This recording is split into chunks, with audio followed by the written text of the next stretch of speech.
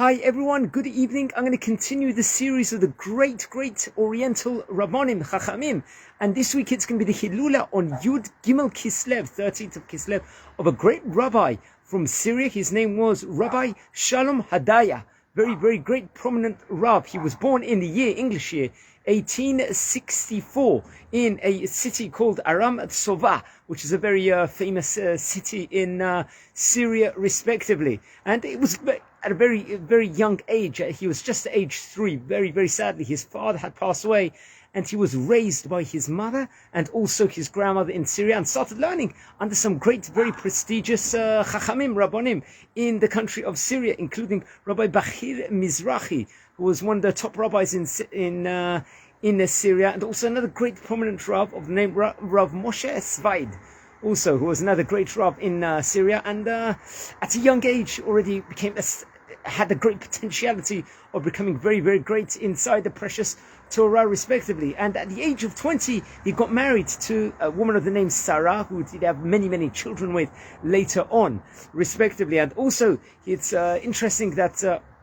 the father-in-law of his was a great rabbi of the name of Rabbi Yitzchak Lubitan, who was a very prominent rabbi. Came from lots of generations of great yichus from the Syrian community, and he got married naturally in the city of Aram Tzova, which is a very famous city in Syria, and automatically became a prestigious Talmid Chacham inside this great city where there was so much rich Torah, so much great Torah scholars, and he was teaching and corresponding with a lot of the great Syrian rabbis, including Chacham Ezra Hamiway, who I've mentioned before in some of the series of the Tzaddikim, and also Chacham Eliyahu Hamiway, also who I spoke about also in, I believe, in a Daf Yomi, the introduction of Daf Yomi series I gave in Masechet Nedarim at the start of it, a great Syrian rabbi also, respectively. And it was also straight away, he was just in the year 1887. He must have been only 23 years old, naturally being born in the year 1864.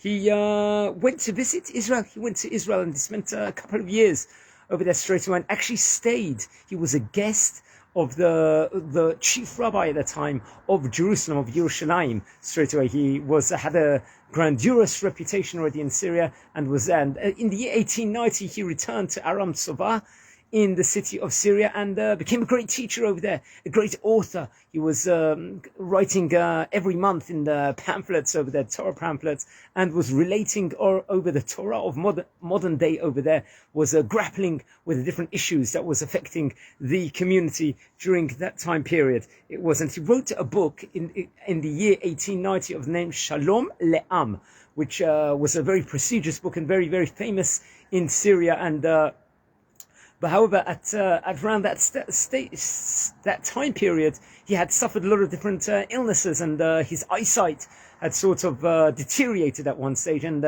he was close to being blind at the time, and was able to regain part of his eyesight back with the greatest physicians he went to, and was able to restore a great amount of the eyesight, but struggled with writing the book, but still was able to write it. And at the time when he did lose his eyesight, he memorized a lot of the Torah, respectively. He had like a very genius-sized mind. He was able to grapple with and memorize a lot of different Torah at the time, Aram Tzova, and had a lot of great positions over there in Syria, respectively. He was Ava Bet Din over there also. He had he was a judge over there. He taught, I believe, Dayonot also at some stage also over there. And eventually, between the year 1895 to 1897, he was writing many different pamphlets over there and many different books, and was known as one of the greatest Chachamim, most humble Chachamim,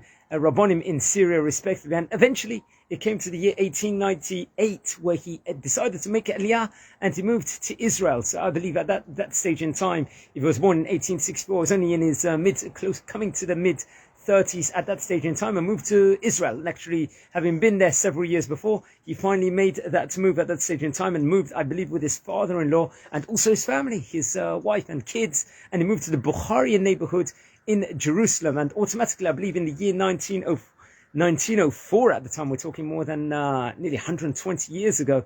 He became part of the Bet Din, the Sephardi Bet Din in Yerushalayim, respectively, and already had a great reputation in Israel as a huge Talmid Chacham and a huge Dayan also, and later on became the other Bet Din in the year 1830 of the main Sephardi court in Jerusalem, and actually kept this prominent position until he had passed away sadly towards the end of the Second World War in the year, I believe, 1944. So that would have been 15 years. But at the same time, he was teaching inside and learning inside the famous Yeshivat Beth El, where the Kabbalists in Israel learned, the most famous yeshiva over there, where many of the great Rabbanim had spent some time, including Rabbi Moshe Ades, I believe, Rabbi Yehuda Fataya, and many of the great prominent Rabbanim, and he was learning there, and his Rav over there had passed away in the year 1926, and his name was it was Rabbi Mas'oud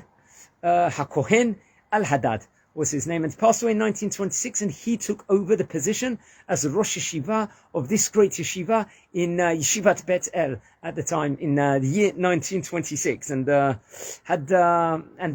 eventually he suffered many illnesses during his life, during the time period, and he passed away sadly in the year 1944. I believe he was 80 years old, but despite all of these things, he had great humility, was teaching Torah the whole time, was diligent in the learning the whole time in the highest delves of Kabbalah respectively, and many illnesses, but he left us with a lot of treasure chests of different Sefarim, including the Sefer Shalom La'am, which many people are learning in modern day. And also he compiled a lot of different books from the long sermons he gave. He gave long sermons in the Bet Knesset where he was in, and in Yeshivot, and there was a Sefarim that was compiled with regards to these long sermons, which are still used modern day. And he corresponded, I believe, in the mid-1930s with the great Ashkenazi Rabbi Elchanan Wasserman at the time, and initially he was anonymously corresponding with him, but then later on Rabbi Elchanan Wasserman found out who he was, and had the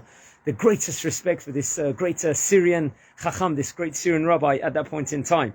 And many of the books, as I said before, was written at different stages, especially when he was in the Yeshivat Beth El, and he left 4 different sons that all became great Roshei Yeshivot in Israel respectively. The oldest son of the name of his name, I believe, was Hacham Ezra Hadaya, and there was also Rav Moshe Hadaya. Hadaya became the head rabbi of Eilat, place where a great resort where many people like to go to on holidays nowadays. So he was a spiritual leader there. I believe it could still be that he is now. There was also another rabbi, I believe the youngest one was the name Rabbi Ezra Hadaya, and he was actually had a very prominent role in the famous Sephardic Yeshiva in Yerushalayim, Parat Yosef, and also in Chacham Abatzion's Abatzion Shaul's Yeshiva, also in Yerushalayim. He had a great role over there, and one of his students, I believe, was Rabbi Mordechai Shirabi, who I spoke about a few weeks ago, and the great Rabbi of the Yeshiva. He became the head of Yeshivat Nahar HaShalom in Yerushalayim, and one of the great Rabbanim, who his Hilula happened to be a few weeks ago, who I spoke about on the Motzei Shabbat quite recently also. And also he's one of his daughters married also great famous Rabbanim nowadays, and that was one of his also students.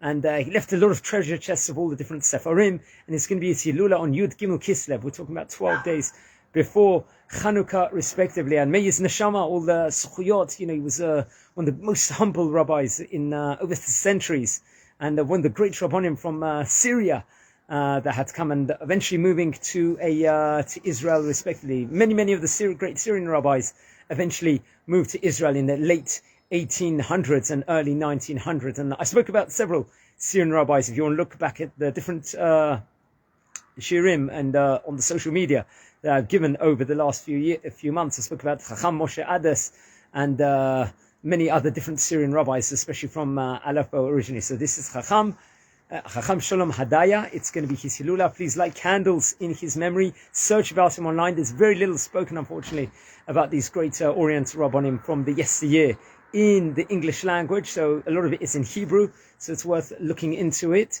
And may all the Suchuyot, the great Suchuyot that he's got, is protecting all of Am Yisrael. Guys, have a fantastic night and be well. Enjoy.